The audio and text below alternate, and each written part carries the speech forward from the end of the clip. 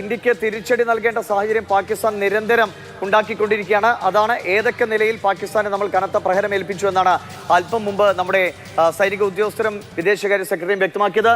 ഇതാണ് കൃത്യമായി ഇന്ത്യ തിരിച്ചടി നൽകിയ സ്ഥലങ്ങൾ. അതായത് ജമ്മു കാശ്മീർ, പഞ്ചാബ്, രാജസ്ഥാൻ ഇത്രയും സംസ്ഥാനങ്ങളുടെ അതിർത്തിയിലുടനീളം പാകിസ്ഥാൻ ഏതൊക്കെ നിലയിൽ ഡ്രോൺ ആക്രമണവും മിസൈൽ ആക്രമണവും നടത്തിയോ അതിനേക്കാൾ ശക്തമായി തന്നെ ഇന്ത്യക്ക് തിരിച്ചടിക്കേണ്ടി വന്നിരിക്കുന്നു. റാവൽപിണ്ടിയിലുള്ള നൂർഖാൻ പാകിസ്ഥാൻ എയർബേസ് അത് ഏറ്റവും പ്രധാനപ്പെട്ട കേന്ദ്രമാണ്. നൂർഖാൻ എയർബേസ്, തൊട്ടു താഴെ സിയാൽകോട്ട് അവിടുത്തെ പാക് സൈനിക കേന്ദ്രം, മുറീദ് ഏറ്റവും പ്രധാനപ്പെട്ട സൈനിക കേന്ദ്രങ്ങളിൽ ഒന്നാണ്. തൊട്ടു താഴെ റാഫിക്കി, ഇന്ത്യയോട് കൂടുതൽ ചേർന്ന് നിൽക്കുന്ന പസ്രൂർ, ഒപ്പം തന്നെ രാജസ്ഥാനോട് ചേർന്ന് നിൽക്കുന്ന റഹ്മിയാർ ഖാൻ, സുക്കൂർ എന്നിവിടങ്ങളാണ് ഇന്ത്യൻ വ്യോമസേനയുടെ നേതൃത്വത്തിൽ പ്രധാനമായിട്ടുമുള്ള കനത്ത തിരിച്ചടി അല്ലെങ്കിൽ പ്രഹരം ഏൽപ്പിച്ചത്. അതിലേറ്റവും പ്രധാനം ഈ പസ്രൂറിലെയും സിയാൽകോട്ടിലെയും ഈ രണ്ടിടങ്ങളിലെയും ഇന്ത്യൻ അതിർത്തികളോട് ഏറെ ചേർന്ന് നിൽക്കുന്ന ഇടങ്ങളാണ്. ഈ രണ്ടിടത്തെയും റഡാർ സംവിധാനങ്ങളെ പൂർണ്ണമായിട്ടും തകർക്കാൻ ഇന്ത്യക്ക് കഴിഞ്ഞിരിക്കുന്നു എന്നതാണ് ഏറ്റവും പ്രധാനപ്പെട്ട കാര്യം. കാരണം ഇന്ത്യൻ നീക്കങ്ങൾക്ക് അല്ലെങ്കിൽ ഇന്ത്യൻ നീക്കങ്ങളെ തിരിച്ചറിയാൻ കഴിയുന്ന പാകിസ്ഥാൻ സൈന്യത്തിന്റെ ശേഷിയെ തകർക്കാൻ ഈ പസ്രൂറിലെയും സിയാൽകോട്ടിലെയും റഡാർ ബേസുകൾ തകർത്തുകൊണ്ട് ഇന്ത്യക്ക് കഴിഞ്ഞിരിക്കുന്നു. ഒപ്പം തന്നെ ഈ അതിർത്തിയിലുടനീളം പാകിസ്ഥാൻ എങ്ങനെയാണ് ജമ്മു സെക്ടറിന് അപ്പുറത്തേക്ക്, അതായത് താഴേക്ക് പഞ്ചാബിലേക്കും അമൃത്സറിലേക്കും ജലന്ധറിലേക്കും ഒക്കെ ഭീതി ജനിപ്പിക്കും വിധം മിസൈൽ ആക്രമണം, ഡ്രോൺ ആക്രമണം നടത്തിയത്, അതേ നിലയ്ക്ക് തന്നെ ഇത്രയും നീളമേറിയ അതല്ലെങ്കിൽ 1000-ലേറെ കിലോമീറ്ററുകൾ നീളമുള്ള ഈ അതിർത്തിയിലുടനീളം ഇന്ത്യയും തിരിച്ചടിക്കുകയാണ്. അത് പാകിസ്ഥാൻ സൈനിക കേന്ദ്രങ്ങൾക്ക്, വ്യോമസേനാ കേന്ദ്രങ്ങൾക്ക് വലിയ തോതിലുള്ള നാശനഷ്ടങ്ങൾ ഉണ്ടായി എന്ന് വ്യക്തമാണ്. അത് അവരുടെ ആയുധശേഖരം, അവരുടെ കെട്ടിടങ്ങൾ, അങ്ങനെ വലിയ തോതിലുള്ള നാശം വിതയ്ക്കാൻ ഇന്ത്യക്ക് കഴിഞ്ഞിട്ടുണ്ട്.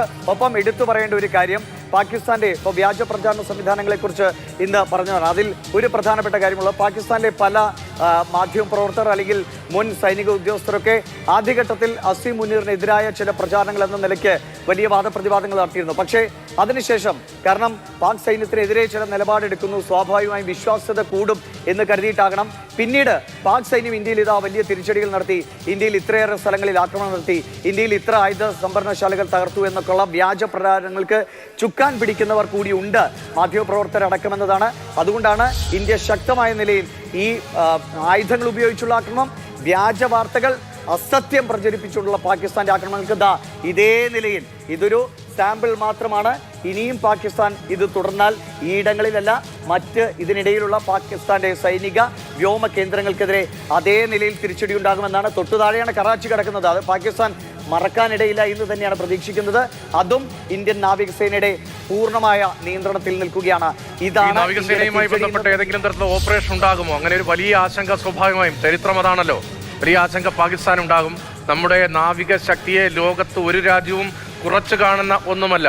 നമ്മൾ കൂടുതൽ എടുക്കുന്നു പാകിസ്ഥാൻ തീരവുമായി എന്ന റിപ്പോർട്ടുകളൊക്കെ കഴിഞ്ഞ ദിവസങ്ങളിൽ ഉണ്ടായിരുന്നു. നാവികസേന വിന്യാസവുമായി ബന്ധപ്പെട്ട് പുതിയ വിവരങ്ങൾ വരുന്നുണ്ടോ? ഞങ്ങളിതാ തയ്യാറാണ് എന്ന് കപ്പലിൽ നിന്ന്, യുദ്ധക്കപ്പലിൽ നിന്ന് മിസൈലുകൾ പരീക്ഷണാർത്ഥം പരീക്ഷിച്ചുകൊണ്ട് അതിൻ്റെ ദൃശ്യങ്ങൾ പങ്കുവച്ചുകൊണ്ട് നാവികസേന വ്യക്തമാക്കിയിരുന്നു ഈ സംഘർഷം മൂർച്ഛിക്കുന്നതിന് മുൻപ് തന്നെ.